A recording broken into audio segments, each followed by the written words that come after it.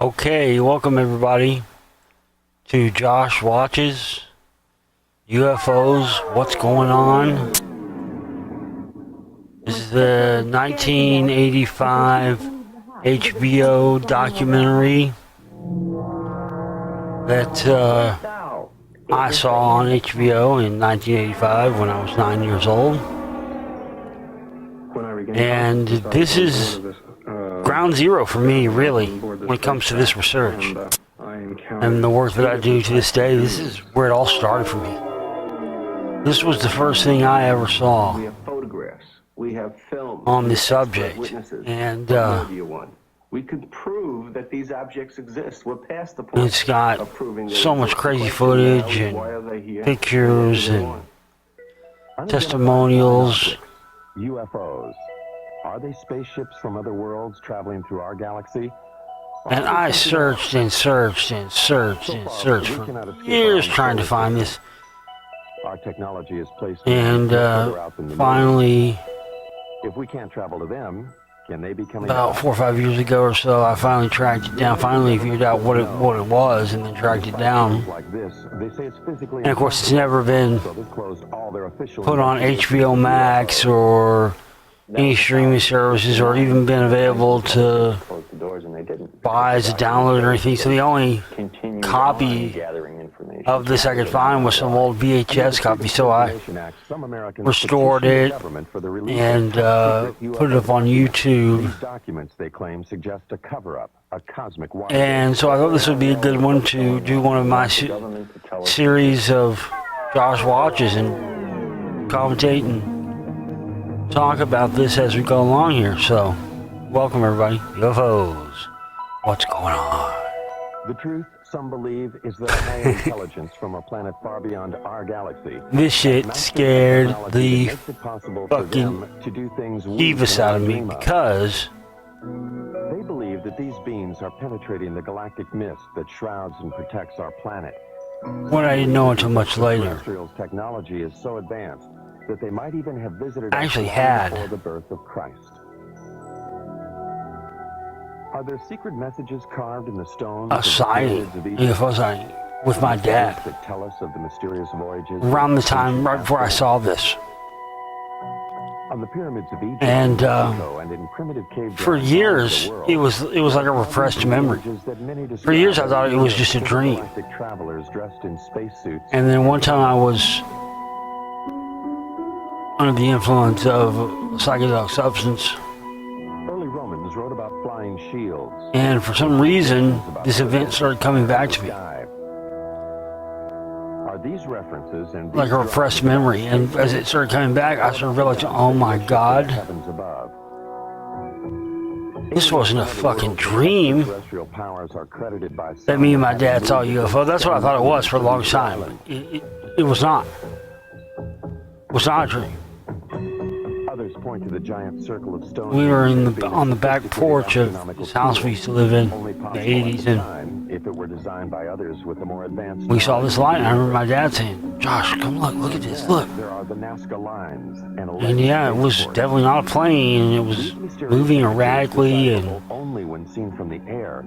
Then it zipped at a high rate of speed up and out of the atmosphere.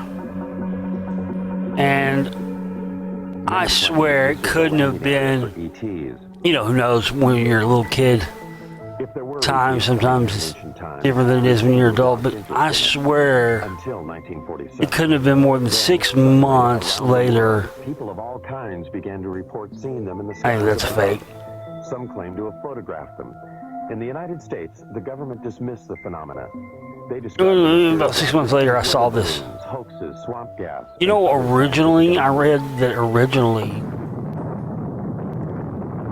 Linda Moulton Howe was supposed to show of New Mexico. The atomic bomb had unleashed an energy that some believed would take us beyond the stars. an alien body Some say for those higher intelligences who in this documentary. to return for a second look at us Earthlings. And it got shut down, and Beyond the shadows of our mushroom clouds. they didn't end up happening. I don't know. Could be bullshit, but In the years after the war, Navy and Air Force Force pilots regularly Yeah, you know, reported sightings of I've heard UFOs. people like Joe Rogan and stuff talking, must be in recent days, Dismissed by the military. about Captain Thomas Mantell the connection between a UFO. The saucer-shaped craft, he said, was moving at the rise of the nuclear age and UFOs and all that stuff. And they're acting like, people are acting now like that's some kind of a new idea or something. I mean, this is 1985, clearly that's not a new idea. I mean, I remember hearing that as long as I've ever heard about UFOs. was a casualty of an extraterrestrial attack. Yeah, that's crazy. Charged a government cover-up, the first, they say, of many. UFO investigators allege that the government cover-up went into high gear with the Roswell, New Mexico incident in July 1947. Roswell was the site of an Army Air Force base 118 miles from the atomic testing grounds at Alamogordo and only 220 miles from Los Alamos, birthplace of the atomic bomb. On July 2nd, this rancher, Mac Brazel, saw something crash in a field outside town. I'll be honest with you though, Brazel died in 1963, having kept a I don't think they give secret the story two of what craps really happened about in this us field. Brazel talked to blowing only ourselves up with nukes or anything. I mean, maybe. Who knows? Now 60 years old. He told him that whatever. Honestly, I think what it is, they're attracted to According to my dad, there was a bad any kind of energy that isn't produced by a star. on the ranch. And he It's found like a homing beacon or like a moth to flame or something, you know? his pickup, and we're starting Because you can see all sorts of of course. videos captured from like the International Space Station and stuff through the years. He was going to Roswell. Oh God, there's Roswell. I was there in 2009. It didn't look much different than that. What a shithole. They in turn called the Air Force. I'm telling you, it looks exactly like The that Air Force when I was there in 2009. got And the entire place smells like cow shit. and making That place is fucking horrible. You would think they would have at least like a historical marker or something, you know, at the place where the crash supposedly took place. They don't. For the job, UFO They don't have anything. is proof that It's so, the place is so lame. It's just a bunch of fucking, those shops they were showing, like all those places are full of, you know, blow up alien dolls and, you know, alien branded memorabilia. Oh man, that place was so fucking lame. He said, But I went, you know, it's kind of a rite of passage. I went to Roswell, and I wouldn't suggest it. In fact, I would suggest you avoid that place at all costs. It's horrible. When Major Marcel reported his findings to officials back at the base, The only thing I liked about that place is I was a drinker at the time I went there. Is that unlike here in Texas, in many other states, including New Mexico, they actually sell liquor in gas stations. That was the only thing I liked.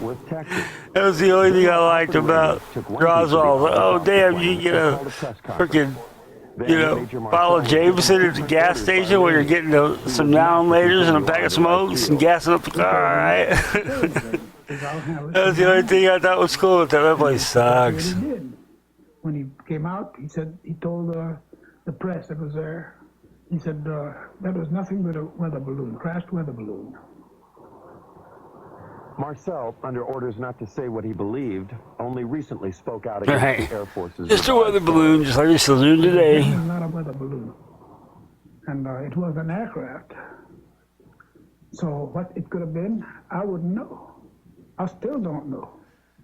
Mac Brazel, I ain't that, but I mean, what kind of a moron? Did you see what it said there? Major Marcel, he knew It had the word disc and the word balloon in the same sentence. I mean, you know, it's either a disc or it's a balloon. He said it was not a weather balloon. He said, I don't know what it was. But he said it was something altogether different and much bigger. If extraterrestrials are good. Philip Klass, the military expert, disagreed. What was strange when I saw this is A weather balloon. I remember it was a Saturday night Used a weather balloon on HBO. vehicle, But what it was is called a radar corner reflector. And, It's an object that is roughly hexagonal. man, I could not think about anything else. This I'm telling you, this documentary pretty much ruined me for life. I tell people all the time, I started researching this stuff in 1985. People are like, yeah, sure you don't. No, really, I did. And I remember specifically it was 1985 because my dad had back surgery that year, and I remember going and visiting him in the hospital. I remember I was sitting in the hospital visiting him, and I had a book on UFOs and a book on the Bermuda Triangle that I got at the school library. That's what blew me away is when I went to school, the school library, they actually had books you could check out at the library. This happened to me twice, very synchronistically. Really made me suspicious later on. You know what I mean? Because two different schools I went to, two different places, this happened. One's in 1985, right after I saw this documentary. And I went to school and was surprised to find they had books on UFOs. They were like hardcover books you could check out online. This is an elementary school in Texas, folks. And then it happened to me again in 1992 when I was in high school. Like we're going to have it one way or the other, you know. And what Bill and his father found was taken I saw Oliver Stone's JFK Air Force Base. Some believe, however, that when it came out, and when I went to school the following week, shell of a spacecraft.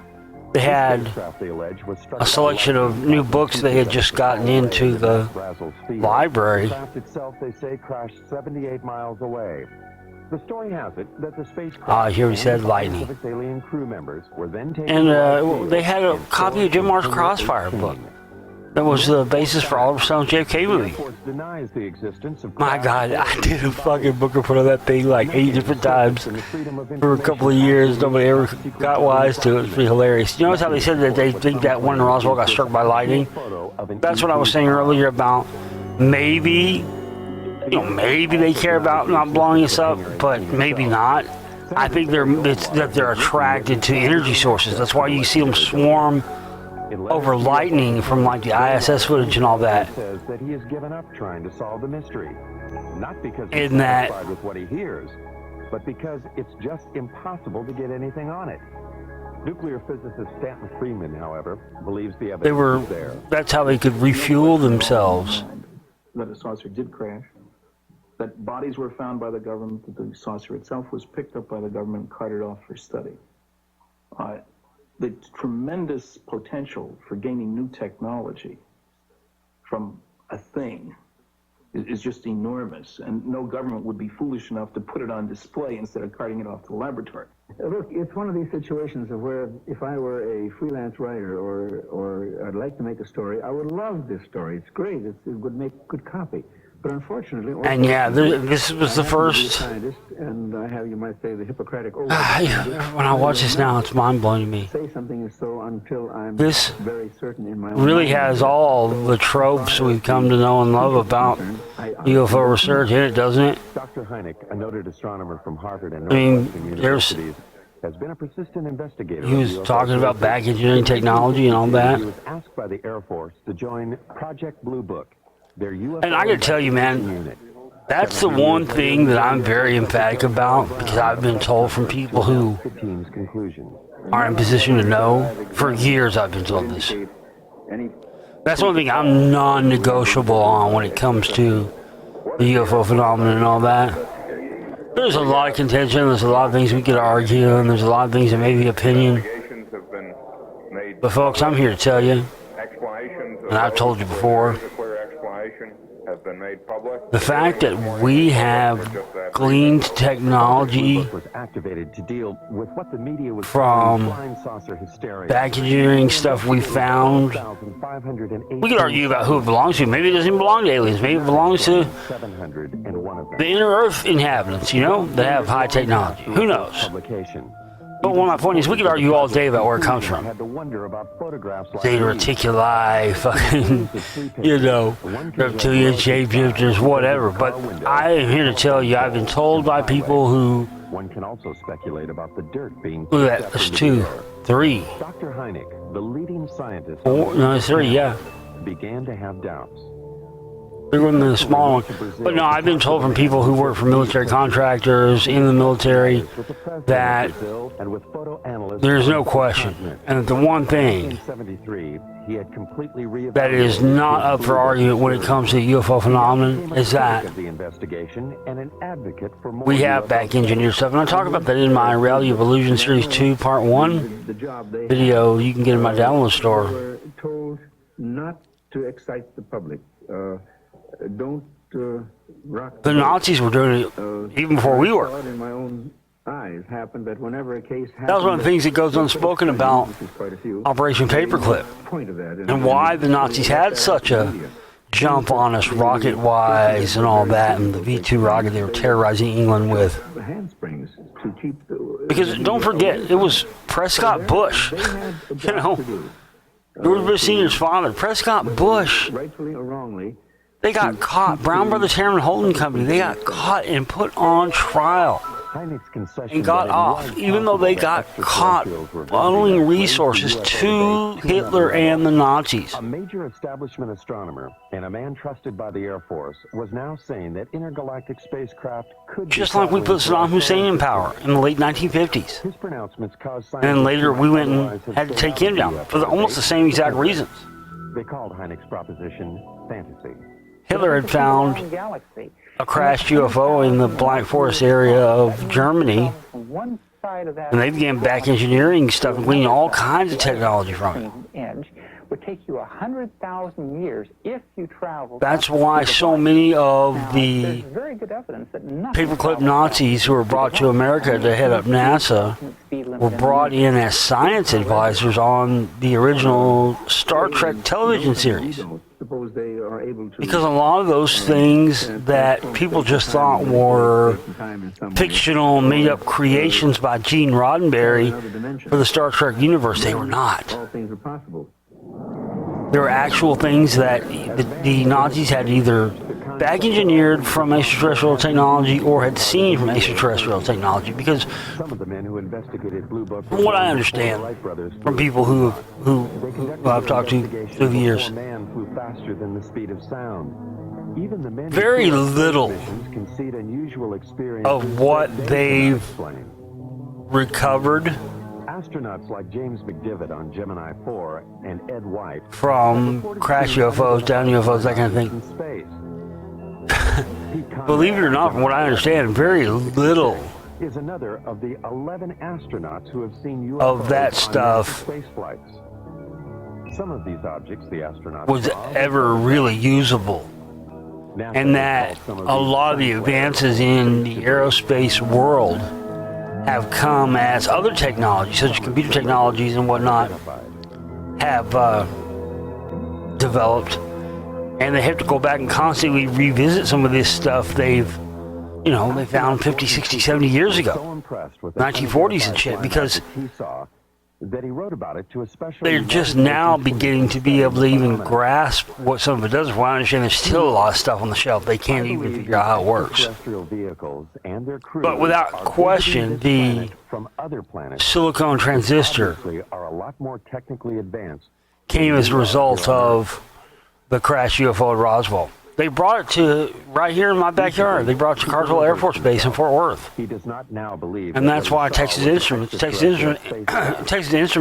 based here in Dallas. Mercury 7 astronaut, however, has not changed his invented the silicon transistor. On a test pilot flight in 1952. That's why. That's why it came out of here.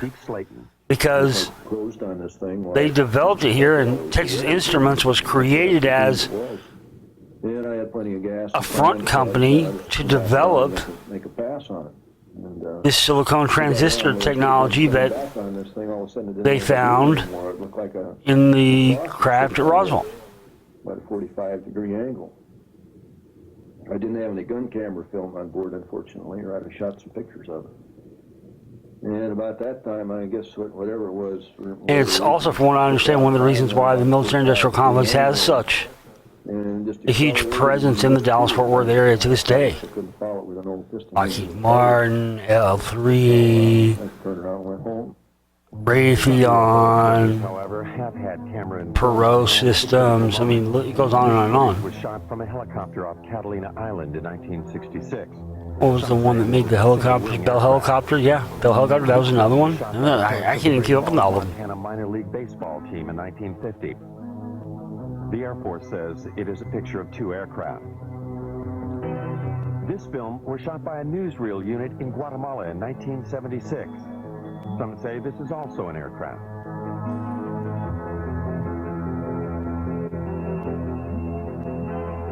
This film was taken by a Navy cameraman. It's an aircraft, all right, not one of ours. In 1952. The Air Force speculates that these are seagulls. Yeah, this is what was mind-blowing to me as a kid when I first saw this was, this, plus his feelings about the eyewitnesses, helped change his mind. you know, even as a little kid, and even with the old technology a lot of this footage is shot with, man, you can definitely tell that what you're seeing in these shots, How much longer am I going to call? and that stuff looks better than what stuff people are capturing these days with iPhone cameras and stuff, you know? At least more believable, because at least you know that's not doctored and been messed with. They didn't have Photoshop and all that stuff in 1985. Would be accepted in any court of law as a witness, let's say. Good, solid people. I think this documentary also probably had an influence on me To maybe in the creation of my own films later, especially with the creepy synthesizer sounds that I love to use. Second and third kinds. A close encounter of the first kind is one that centers upon a visual sighting. Hynek investigated first-kind encounters in 1983 in New York State. Local residents and commuters just 40 miles from New York City had been reporting sightings of an unusual object in the night skies for over a year and a half. Sightings were reported on at least 50 separate nights during the 18-month period. Over 9,000 eyewitnesses, lawyers, teachers, Yeah, I have a theory that executives, nurses, and factory workers. populated places where there's lots of light can be seen by space, big cities. I think they're, Reports of the sightings. or at least maybe they were in the past. I don't know how much you can say now, but I think in the past, certainly, when The same thing. big cities first began to rise, Over my head, virtually. It wasn't far. this is when you had a lot of sightings It and was a rim of light. a lot of so-called close encounters and whatnot. Anywhere from wingtip to wingtip. Like that one in New Jersey that time, 60 yards. where people like saw this thing land in the middle of the day and it went to a baseball, landed in a baseball field, and like these little creatures got out of it and scooped up some dirt and got back inside and took off. And it was in the middle of the day, and all these people in New Jersey saw it in the 80s. Film the object. And then one night, he spotted this one round object. And that's when he called me, and he said, quick, let's get the camera. And we did. Oh, good God. I don't know. Not quite. I'm going to tell you something, honey. I don't know what the hell it is. It's rotating. Bob and Lori photographed this unidentified flying object near their home in Brewster, New York. Bob is a vice president in a Manhattan computer firm. Some of their friends and Lori's parents. That one kind of reminds me of the Phoenix Lights. Photographic evidence. Yeah, it's turning very, very slowly. Notice how they got, there's like that smaller thing falling behind it. I think that the thing behind that's blinking, here's what I think that is along with the Phoenix Lights. I think what that was, I think that was some sort of About what they saw in the sky. recovered ship or baggage engineered ship or something that they were moving. Their concern is Okay, so they couldn't move it on a truck. accountant who works in New York City. Impossible. So if they're going to move that thing from one location to another, even if it's to store it, He and others like Bill they're going to have to fly it. So it's going to have to run, you're going to have to run the risk, at least at some point, of those things being seen. That's what from what I understand, the Phoenix Lights and that one they just showed, both were. That eyewitnesses have all reported seeing the same thing. You know, the movement was almost like a probing movement. It was very slow, and it stopped periodically and stationary, where it just came to a standstill. And then it would move to another position, and the movement from one position to another was just extremely slow. Now, the speed at which it was going at that point was very slow. because I had to walk at a very slow, deliberate gait to keep up with, just keep up. Yeah, and that's not something you ever hear out of UFOs. Moved a little bit. They moved extremely slow. Since when? There was absolutely no noise. That's what I'm saying. I think that was somebody being careful who was navigating something they've never navigated before. That's what I think. It didn't make a big loop. It just rotated. It appeared, as I said, to rotate. I don't doubt it's probably alien technology, but I don't care if it's moving slow and deliberate like that, that's a human piloting that. You're not going to be able to make them move 90 degrees. All right, this thing did apparently rotate. You can't do that with aircraft. Could it have been an aircraft or many smaller light planes flying in formation? The media attention given the sightings prompted 6 pilots at a local airport to try to prove that it could be just that. Amused by the idea of UFOs, the pilots planned and flew at least 18 daring nighttime missions, flying in formation, sometimes without lights.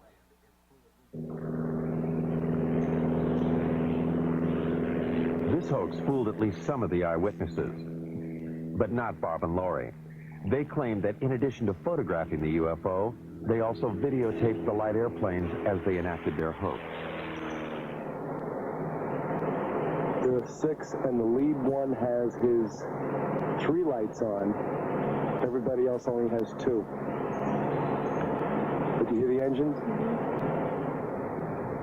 Some UFO investigators agree that many of the reported sightings were probably of the hoax. But some eyewitnesses, they say, were clearly able to differentiate between the hoax and the unidentified object. As it was coming over, there was a star in the sky, and as the lead light went under that star, right behind it, you could still see the star, which meant it was not a solid object. And as it was going overhead, you did hear engines. All right, now, that's interesting. Aircraft engines, I don't know, but you did hear aircraft engine noise. I mean, that just makes me more suspicious. They would go out of their way to try Opponents say clearly make the airplanes IFOs, identified and reenact what people know they saw to try and make it appear that it was a hoax, and it's just wild. For many. Some eyewitnesses refuse to accept the possibility that these are also the lights of the airplanes. I've seen lots of things like that. It wasn't an ultralight. The one behind the bigger one. It wasn't gas. No one's tried to tell me what it was, but I know what it wasn't. Investigators have subjected the videotape images of the hoax and the unidentified lights to various computer analyses. By digitalization of the images, they hope to be able to determine if the area between the lights of the UFO was solid, indicating one craft.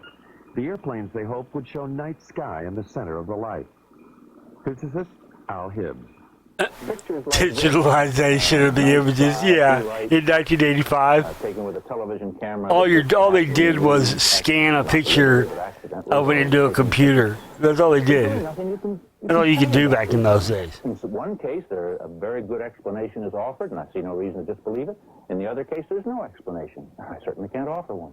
I would love it if some UFOs were extraterrestrial objects being piloted by extraterrestrial beings. I think that'd be the most marvelous discovery of the history of man. And I'd love to have that be true. So I'm not going to say that foreign objects, artifacts made by intelligent creatures in the solar system, I'm not going to say that's preposterous. I'm going to say it is so unusual, so immensely important, that I'm not going to assign any sightings like this to that phenomenon with a lot more data. Insufficient data, the object remains unidentified. For government officials, therefore, it is of no consequence. But for the New York eyewitnesses, the question of what it is remains. They find the government's apparent lack of interest puzzling. The government didn't come to me as a rational individual. As an accountant, I like concrete things. I like evidence. For them to say that I didn't see anything without really talking to me and investigating it means that they were trying to hide something. And that was my feeling from the very beginning. They know something, okay? They know something. Either they know that there's something up there, and they want to investigate it themselves. Jersey housewife, she's pissed off. Or they're doing something. But if they're doing something, then let people know about it.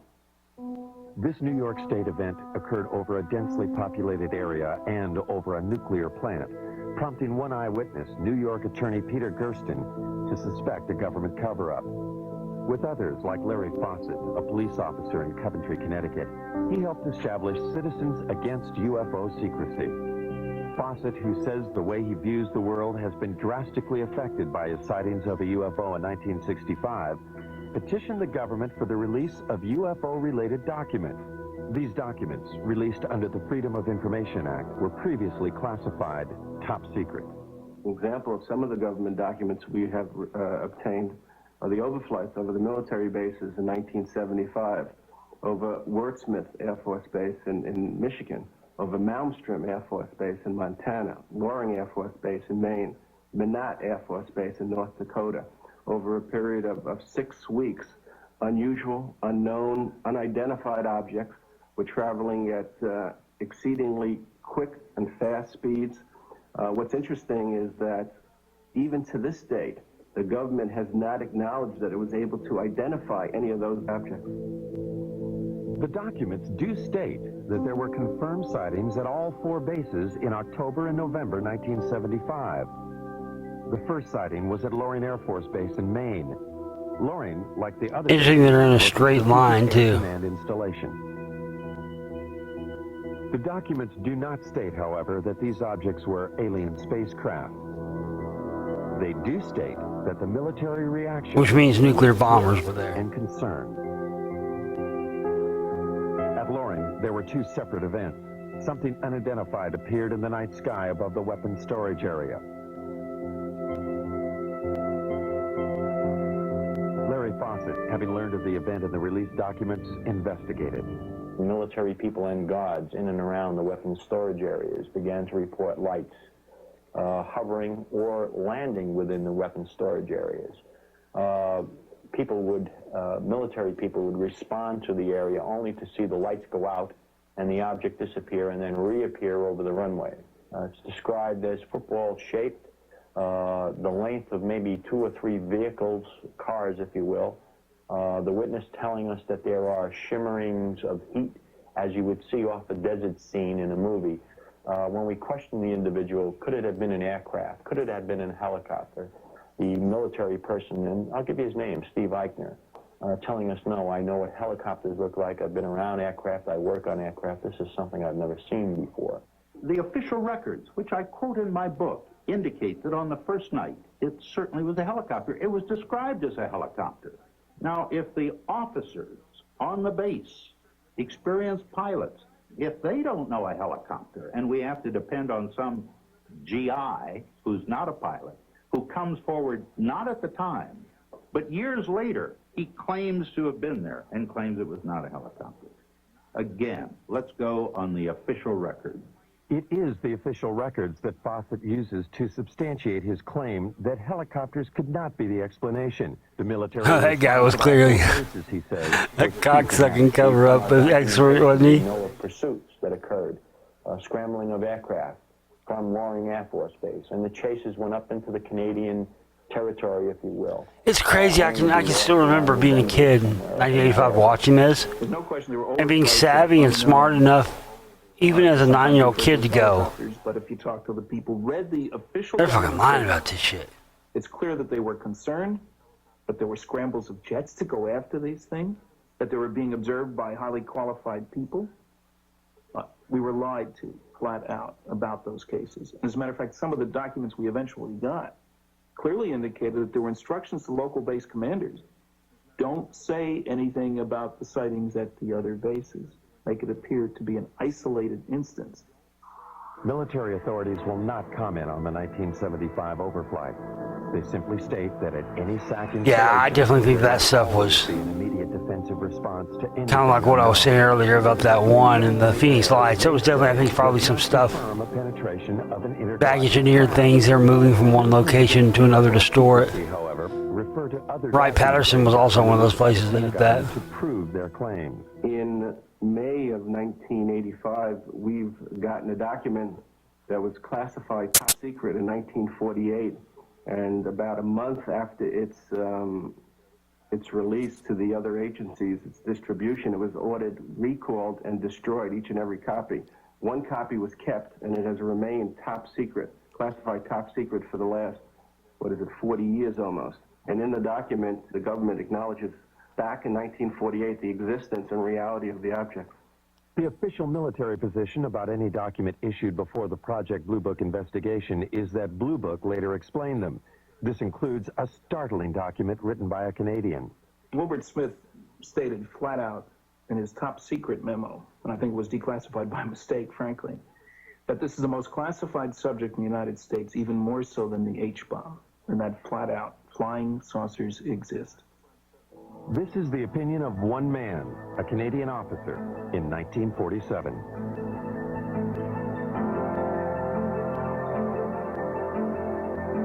For proof that flying saucers do exist, some critics demand more than just the accounts of those who have had close encounters of the first kind, visual sightings.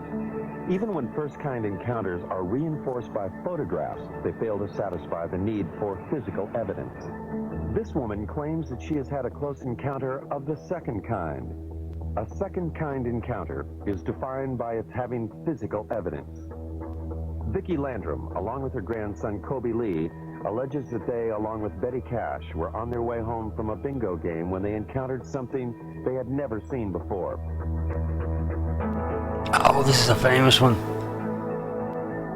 This was near Houston. December 28, 1980. They had this story on Unsolved Mysteries. Remember that show? Robert Stack, back in the 80s. 30 miles from the Yeah, you know what? This was a big story in Texas. I remember hearing people here in Dallas talk about this. Like, this went around, you know, to people who weren't even into UFO stuff. I remember hearing about this Pulling my face around and asking when I was a kid. Mama, what is it? And I said, Because they got, like, those ladies all got cancer and stuff from it. They got exposed to radiation. And I said, well, it kind of looks like it, but we had no idea that we were going to get hurt. I would say within an instant or so, all of us noticed it because it lit up the entire sky. There was no way you could have missed it. It looked like the woods were being set on fire. And inside the car, it was so hot till my handprint is yet on the dashboard of Betty's car. They got out on their side of the car. I stepped out on mine. I stood behind the car door for just a second or so, and I walked toward the front of the automobile. I stood there for just a short time, I don't know how long, trying to see what I could figure this object out to be. It was diamond shaped. It didn't mean it was sharp up here and sharp down here. It was kind of round, and the fire come out the bottom of it. But here was this huge object and flames shooting from it. And they weren't just small flames. They were gushing from it. And Kobe was hanging on to me. And he was trying to get, he started pulling away from me, and I pushed him back in the car, and I got inside the car and put my arm around him and hugged him up real close to me. We thought it was the end of time. I says, Kobe, don't be afraid. I said, if you see a man, it'll be Jesus. And I said, he will come to carry us to a better place. He will not hurt you. It was just burning. It was If you see a man, it'll be Jesus. So Vicki screamed and begged for me to get back in the car. Well, I liked these old broads because growing up in Texas, this was how old ladies always talked when I was a kid. That's just how I Sounded just like these ladies. And when the object lifted and slowly moved over to the right of us, her and Kobe saw some helicopters. There were so many of them, it sounded like a tornado. And we counted 23. Yeah, see. I counted 22, really. But Kobe said there's one more. I don't think that was an alien craft either. I think that was definitely some testing going on of some back-engineered alien craft. Also over the top of the object, or like they were trying to hem it in. The only apparent proof And that's why they for what happened to them is the illness denied anything ever happened, because these ladies got, you know, radiation exposure and stuff. Illnesses that made this an encounter of the second kind. My eyes were burned so till they would swell, and they were tearing till I could lay down at night, and the next morning my pillow would be completely wet, and I couldn't hardly see anything. Vicki was treated for burns, and she and Colby Lee suffered long periods of nausea. Betty Cash was hospitalized immediately after the event. She suffered severe hair loss and was also treated for burns and nausea. Since then, she has been hospitalized several times. It was the first time that I went into the hospital, they were treating us as burns. But then, after they found out really what had happened, then they started to treating us as radioactive burns. And since, I have had cancer. Betty's hospital records do not explicitly state that she was treated for radioactive burns. They do state, however, that she exhibited the symptoms similar to someone who might have been exposed to a radioactive element. Betty further maintains that she had no cancer history previous to the alleged encounter. Her records do confirm, however, that she does now have the disease. No, I'm not well, by no means. I wish, I pray, that I could be. With the help of Peter Gersten, the New York attorney for Citizens Against UFO Secrecy, the two women have sued the government to find out what it was they encountered that night. Was it a UFO, or an American weapon gone awry, or something else? I believe the story is a hoax. There is absolutely no evidence. The women's story is supported only by the claim of Betty Cash that she had serious health problems after the alleged incident. From my review of the Cash Landrum case, I would say that there's no question that an event took place, that those people were near something that was emitting radiation. I don't think it was an alien spacecraft, frankly. I think it was a nuclear-powered aircraft. That's why all the helicopters, it's standard practice. If there's a classified system, I don't either. there are guys ready to go. I agree with Stan Freeman on that, 100%. It was a nuclear-powered aircraft. They covered it up the same as they would a UFO because they wanted to maintain plausible deniability. Locate 22 twin-rotor helicopters that could possibly have been flying in that area. And in fact, as Colonel Saran, who made the investigation, told me, he said, Phil, this occurred over the Christmas, New Year's holiday.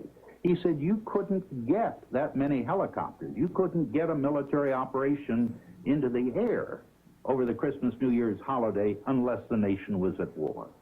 The object was there, it existed, there's no question about that. What's interesting is that for the first time, the government has suggested that it wasn't theirs, that it was possibly a true UFO. And nowhere has the government ever admitted, other than this basic document that we've gotten from 1948, that UFOs exist. I love this country and for all it stands for, but I wish they would tell us the truth. If extraterrestrials are coming here, what do they want? Are they coming here just to observe it, or are they making actual contact with some of us? Contact with an alien is what Dr. Hynek calls, and what Steven Spielberg has celebrated in the movies, as a close encounter of the third kind. Charlie Hickson says he's had such an encounter. These things, evidently, they're coming from another world somewhere. I don't know what message they have for us or what they intend to help us, but certainly they're not going to harm us because they didn't harm me. Charlie Hickson's alleged abduction aboard a UFO in 1973 followed the story of Betty and Barney Hill's abduction in Exeter, New Hampshire in 1961. A most recent claim of a close encounter of the third kind occurred not in the backwaters of Mississippi, but in the heart of New York City. Rosemary Osnato. Suddenly I hesitated, or I couldn't seem to put the key in the door. And I just turned around and wanted to go up to the roof. And this seemed rather odd because you just don't do that in New York. You don't go up on the roof at 1 o'clock in the morning. It's just not something you do. And yet I was doing it. And it seemed to be a very bright light that was shining in the hallway. And I thought this was moonlight at first, you know, and apparently it wasn't moonlight, because when I got up there, there was a very bright light up on the roof, and then it went out for a few seconds, and then it came back on again, and I was just lifted, physically lifted, in that beam of light. When I got into the craft, I was led I had an experience like that one time. a group of, I guess, more than one. Except I didn't see a craft. Skinned, small men or women, I don't know what they were, But I was lifted up and levitated off the ground about 7 or 8 feet. And I went, whoa, whoa, whoa, like that. And then as soon as I started saying whoa, I slowly started being put back down on the ground. Similar aliens in 1975. It was crazy. I mean, I don't know what the fuck that was. I've never wanted to call it alien encounter because I never saw a craft or an alien, you know. But I had that happen to me. I was not under the influence of any drugs or anything. I was completely sober. I was outside, laying on my back on a blanket, enjoying the night. I saw was about 5 feet tall. They were very white looking. Their skin. This was like 2001, 2002 when that happened. Yeah, it was wild. They had hair on their heads, and they had enormous. But I never saw a white light or a beam or a craft or anything. But I was being pulled up and lifted off the ground while I was laying on my back into the air. I swear to God, I was at least 7 or 8 feet off the ground before I finally went, whoa, whoa! Like saying like, okay, that's enough. And slowly I levitated back down to the ground. Alien spacecraft. Now 29, he reflects on that experience. I lost my job. The effects. Oh, that's the fire in the sky guy. Huh? Negative, time lost. It was a very disturbing thing in my life. A lot of negative publicity, really. This is a kind of a stigmatizing thing for people to, consider you. A certain percentage of people think that you're wacko. What Travis Walton and others claim they have experienced has, according to some, now been validated by government documents. Travis Walton. About to join the literature of third-kind encounters is the startling tale of an alleged landing of a spacecraft outside. It's so crazy. I've told you, I experienced missing time.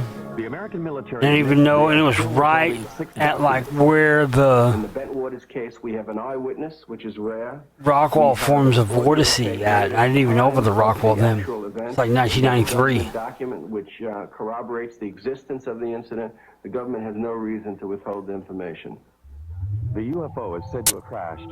But yeah, me and my friend lost like 4 hours. From the American military installation. Released Air Force documents confirm that military personnel were dispatched to the site on the first night. They reported seeing the lights of the mysterious craft. On the second night, after Geiger counter readings indicated increased radioactivity in the area where it seems something could have landed, the commanding officer of the base, Colonel Charles Halt, along with several officers and enlisted men, also reported seeing the UFO. We went across that part on the bridge. We left to go to work at 12. We had to be there at 1. We crossed that part of the bridge. It was a little after 12. When we got to the other side, we took the first exit off of Interstate 30, right outside Rockwall. Right, you get into Dallas County. We exited off. We went to a Diamond Chevron gas station. I looked at my buddy was getting gas. I looked at the clock in the car, and I was like, he needs to reset his fucking clock. That night, some believe, was the I went inside to get a Coke. And the Diamond Shamrock gas station had, I remember it was a Diamond Shamrock, like, of different colors. Clock. Not a digital clock, one with actual hands. And I was checking out, and the person was like, anything else? I'll do it.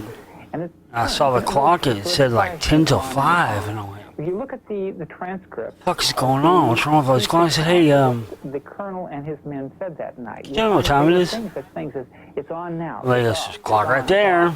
You know, like, dum, don't you see this fucking clock? I was like, is that clock right? He's like, yeah, why wouldn't it be? I don't know.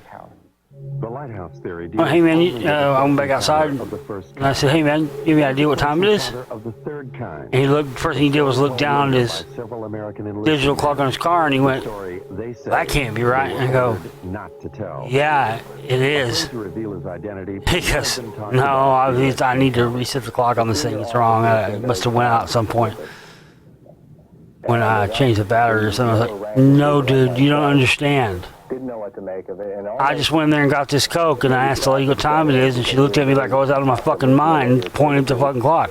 It's 5 o'clock, dude. What are you talking about, dude? We left, supposed to be there, work at 1, we left at 12. What are you talking about?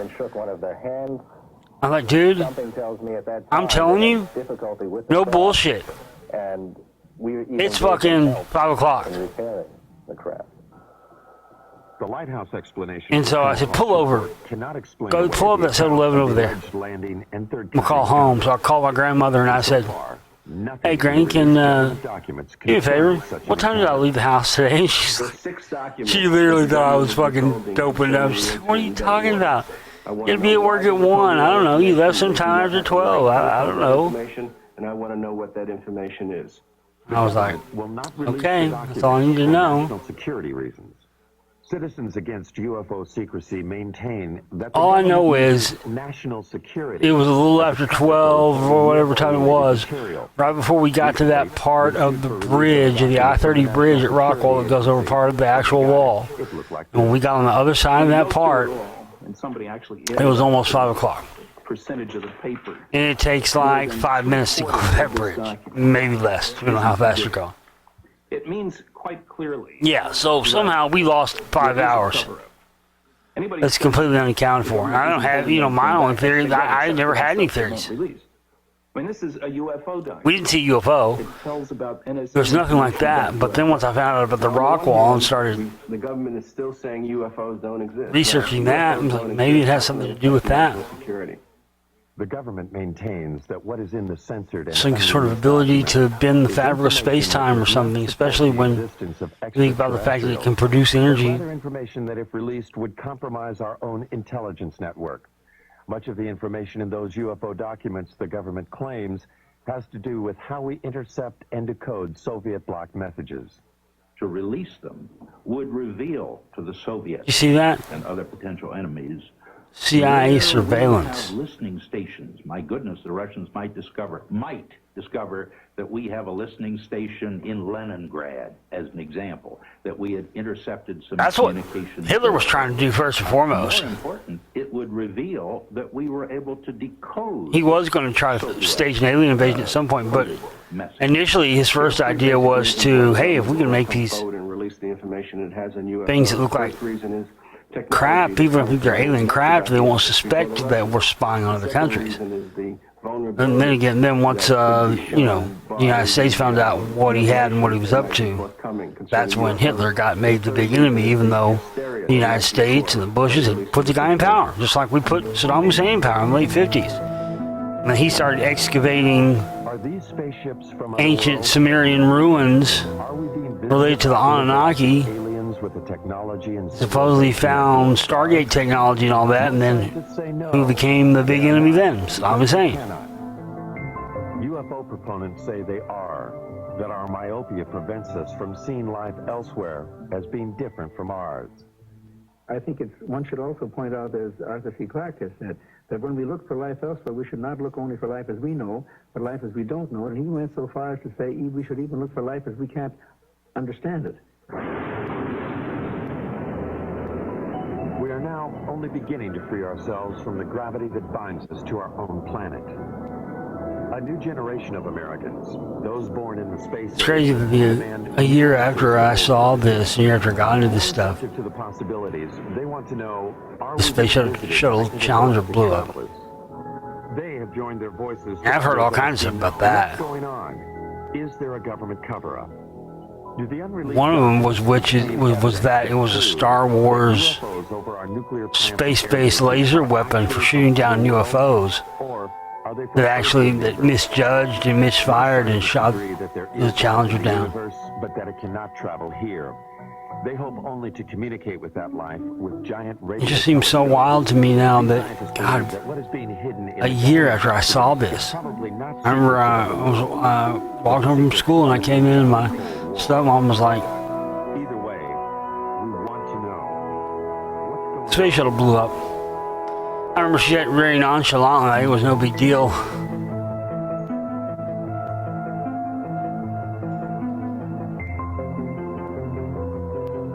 There you go.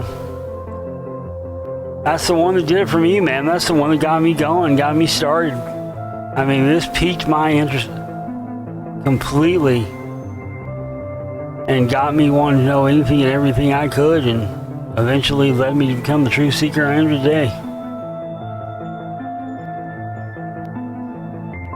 All right. Keep on searching, guys. Thanks for watching. Thanks for listening. Take care.